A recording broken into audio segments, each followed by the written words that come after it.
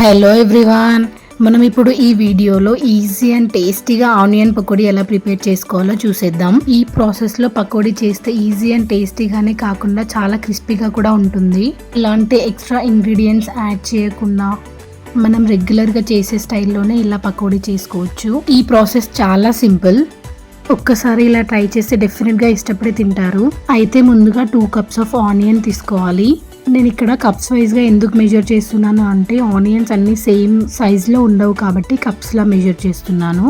Next ఇందులో 2 సన్నగా cut చేసుకున్న పచ్చిమిర్చి, సన్నగా కట్ చేసుకున్న కరివేపాకు, కొంచెం సన్నగా కట్ చేసుకున్న కొత్తిమీర వేసుకోవాలి. నెక్స్ట్ ఇందులోకి 2 cups ఆఫ్ ఆనియన్కి 1 cup ఆఫ్ శనగపిండి తీసుకోవాలి అండ్ 1/2 cup ఆఫ్ బియ్యం పిండి తీసుకోవాలి. బియ్యం పిండి ఎందుకు అంటే పకోడీ అనేది క్రిస్పీగా వస్తుంది. నెక్స్ట్ ఇందులోనే 1 స్పూన్ కారం, 1 స్పూన్ సాల్ట్, కొంచెం పసుపు, 1 టేబుల్ స్పూన్కి 1/2 స్పూన్ ఓమా, 1/2 స్పూన్ జీలకర్ర వేసేసుకోవాలి.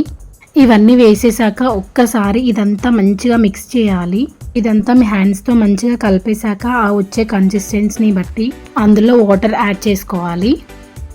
వాటర్ మరి ఎక్కువగా వేసేయొద్దు. ఎక్కువగా వేసేస్తే ఆ పిండి అనేది పలచబడిపోయి పకోడీ క్రిస్పీగా రాదు. మీకు బాగా ఎక్కువగా క్రిస్పీగా కావాలి అనుకుంటే ఇందులో కార్న్ఫ్లోర్ కూడా యాడ్ చేయొచ్చు. అది కంప్లీట్లీ ఆప్షనల్.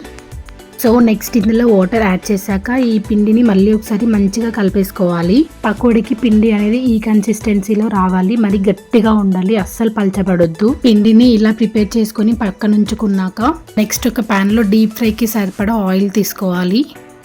ఆయిల్ హీట్ అయిందో లేదో తెలుసుకోవాలి అంటే ఆయిల్ హీట్ అవుతున్నప్పుడు ఇలా హ్యాండ్ పెట్టి చూడండి, పైన వేడి తగిలితే ఆయిల్ బాగా ఆయిల్ హీట్ అయిపోయినాక మనం కలిపి పెట్టుకున్న పిండిని ఇలా ముద్దలా హ్యాండ్లో తీసుకొని కొంచెంగా అలా ఆయిల్ మొత్తం స్ప్రెడ్ చేస్తూ ఉండాలి.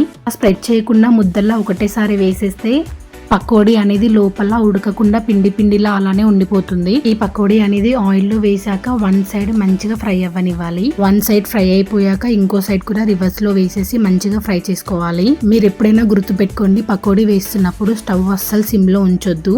స్టవ్ సిమ్ లో ఉంచడం వల్ల పకోడీ అనేది మెత్తబడిపోతుంది, క్రిస్పీగా అస్సలు రాదు.